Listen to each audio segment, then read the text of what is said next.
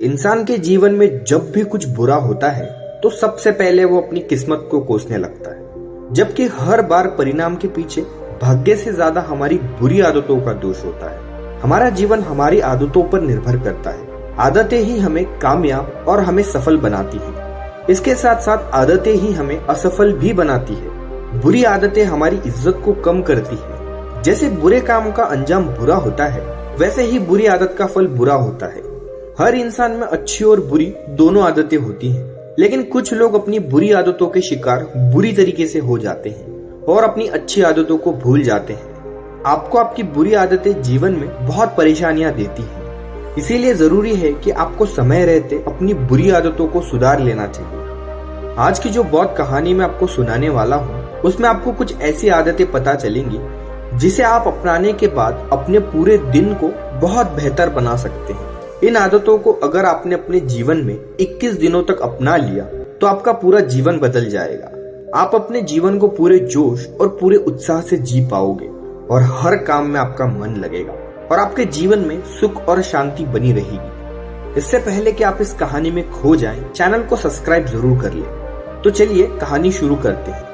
ये उस समय की बात है जब धरती पर हर काम इंसानी हाथों से किए जाते थे। मतलब उस समय इतनी ज्यादा मशीनों का उपयोग नहीं किया जाता था। इंसान खुद मेहनत करता था और अनाज पैदा करता था। आज के युग में बहुत सारी मशीनें आ गई हैं जो उन कामों को आसानी से कर देती हैं, लेकिन आज से 200 साल पहले ये काम इंसान ही किया करते थे। ऐसे ही एक गांव में आनंद नाम का एक युवक रहता था। खेती करना उनका खानदानी पेशा था। जहां आनंद के माता पिता बहुत मेहनती थे, वही आनंद बहुत ही आलसी किस्म का युवक था जो किसी भी काम को अच्छे तरीके से नहीं करता था, या यूं कहें कि उसका मन किसी काम में लगता ही नहीं था। उसके माता पिता को उसके भविष्य के बारे में चिंता होती थी कि हमारे जाने के बाद कैसे ये अपना पेट भरेगा, कैसे ये मेहनत करेगा। उसको खूब डांट फटकार लगाने के बाद भी उसमें कोई अंतर नहीं आ रहा था। दिन ब दिन स्थिति और ज्यादा चिंताजनक होती चली गई। अब आनंद दिन में भी बहुत सोता था और सुबह भी देर से उठता था। एक दिन आनंद के पिता को पता चला कि गांव में एक बौद्ध भिक्षु आया हुआ है और वो मानव शरीर के बारे में बहुत गहरे विषयों पर चर्चा करता है और उसको ठीक करने के लिए बहुत अच्छी औषधि भी लेकर आया है। फिर आनंद के पिता आनंद को लेकर उस बौद्ध भिक्षु के पास चले जाते हैं। वहां पर वो बौद्ध भिक्षु को प्रणाम करता है और कहता है कि हे महात्मा, ये मेरा पुत्र 22 वर्ष का आनंद है। मैंने सुना है आप शरीर संबंधित इलाज करते हैं। मेरे बेटे को कोई रोग तो नहीं है, लेकिन पता नहीं फिर भी क्यों वो बीमारों की तरह रहता है। किसी भी काम में उसका मन नहीं लगता और उसे बहुत जल्द थकावट हो जाती है। कृपया कर मुझे बताएं कि अगर ये रोग है तो मैं इसका क्या इलाज करूं। ये सुनकर वो बौद्ध भिक्षु उस युवक की नाड़ी की जांच करते हैं और उसके पिता से कहते हैं कि इस बच्चे को तो कोई भी रोग नहीं है, इसे केवल इसके आलस्य ने जकड़ा हुआ है। इसके बाद वो आनंद से पूछते हैं कि तुम सुबह कितने बजे उठते हो। ये सुनने के बाद आनंद के पिता बीच में ही बोल उठते हैं कि ये सुबह सूरज उगने के बाद तक सोता रहता है। उसके बाद वो बौद्ध भिक्षु पूछते हैं कि सुबह इतनी देर से उठने का कारण क्या है, क्या ये रात में देर तक सोता है। इसका उत्तर देते हुए आनंद के पिता कहते हैं कि ये रात में देर तक पढ़ाई करता रहता है और इसी वजह से ये सुबह जल्दी नहीं उठ पाता।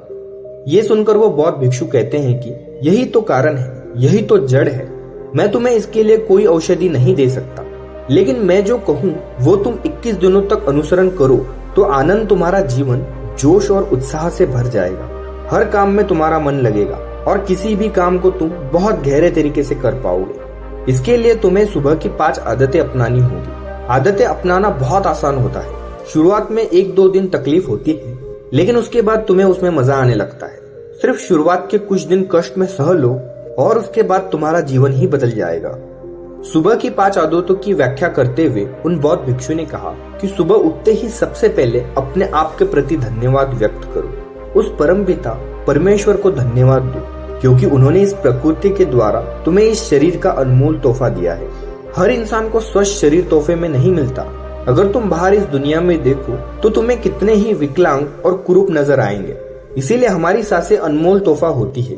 पता नहीं कब कौन सी सांस अधूरी छूट जाए, इसीलिए इन सांसों में धन्यवाद का भाव प्रकट करें। इसके बाद खुले आकाश के नीचे आकर इस आसमान को, इन हवाओं को, इन पत्तियों को, इन सभी को धन्यवाद प्रकट करो। पंच तत्वों को छुओ और इनके प्रति भी अपना आभार प्रकट करो। इससे तुम्हारा जुड़ाव इस प्रकृति के साथ बनेगा, जिससे कि तुम आनंद में भर जाओगे। इसके बाद अपने कमरे में झाड़ू जरूर लगाओ। इसका मतलब ये होता है कि सारी गंदगी अपने कमरे से बाहर, अपने दिमाग से बाहर कर रहे हो। और इसके बाद अपने कमरे में एक मिट्टी के दिए में एक तेल का दीपक जरूर लगाओ। इससे कमरे का वातावरण प्रकाशित हो उठता है। वातावरण में एक अद्भुत शांति छा जाती है। इस दौरान उस दीपक के सामने बैठकर आप अपने शरीर को छुए, अपने बाल, अपने कान, अपनी आंखें, अपना मुंह जिससे हम मीठी वाणी बोले, अपने कान जिससे हम शुभ वचन सुन सके। इन सारे अंगों को छू छू कर अपने अंदर प्रेम का भाव प्रकट करें। इसके बाद वही बैठकर अपनी आंखें बंद करके कोई भी ध्यान जो आप लगाते हैं उस ध्यान को पूरा करें। ध्यान करने से आपका दिमाग स्पष्ट होता है। आप पूरे दिन में जो भी काम करने वाले हैं आप उसके प्रति स्पष्ट निर्णय ले सकते हैं। ध्यान आपका मार्गदर्शन है, वह आपको सही निर्णय दिखलाता है। ध्यान करना बहुत आवश्यक होता है और इसके बाद हमारा पूरा दिन आनंद और तनाव मुक्त रहेगा। जब आप ये सारे काम पूरे कर ले तब एकांत में बैठकर एक कागज और कलम लेकर पूरे दिन की सूची तैयार कर ले कि आज के दिन आप क्या क्या काम करने वाले हैं। और अब जो भी काम करने वाले हैं उसमें से किसी एक काम में किसी जरूरतमंद आदमी की बिना लालच के मदद करने की संभावना जरूर बनाना। अगर आप दिन में एक काम भी कर लेते हैं जो आपके लाभ और हानि से परे होती है तो आपको एक अद्भुत आनंद प्राप्त होता है।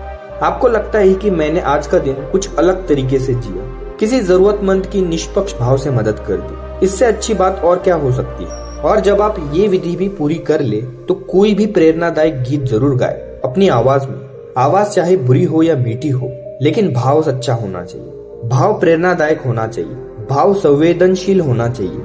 और जब आप ऐसा गीत गुनगुनाते हैं तो आप जोश और उत्साह से भर जाते हैं। पूरे दिन में काम करने के लिए ये गीत आपको ऊर्जा देगा। और यह सब करने के बाद आखिर में स्नान करके अपने ललाट के बीच चंदन का तिलक अवश्य करें। इससे आपका आज्ञा चक्र शीतल रहेगा और शीतलता आपके मस्तिष्क में फैल जाएगी और आप शीतल और आनंद का अनुभव कर पाएंगे। इतनी छोटी छोटी सी कला होती है जीवन जीने की।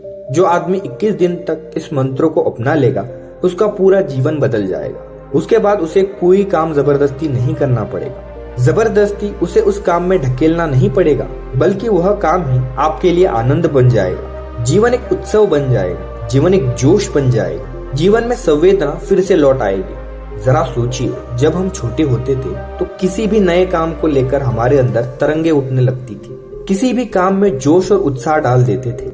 आखिर आज वो सब क्यों नहीं होता है? क्या इंसान ने अपने आप को ही जटिल बना दिया है? चलो एक नए सवेरे की ओर बढ़ते हैं। चलो बुढ़ापे से बचपन की ओर चलते हैं, उन उम्मीदों को फिर से जगाते हैं। चलो आज हम अपने कब्र से उठ जाते हैं, खुद जीते हैं और दूसरों को भी जीना सिखाते हैं। चलो आज हम जीवन को एक नई दिशा देते हैं। दोस्तों, आशा करता हूँ आपने इस कहानी के माध्यम से कुछ न कुछ जरूर सीखा होगा।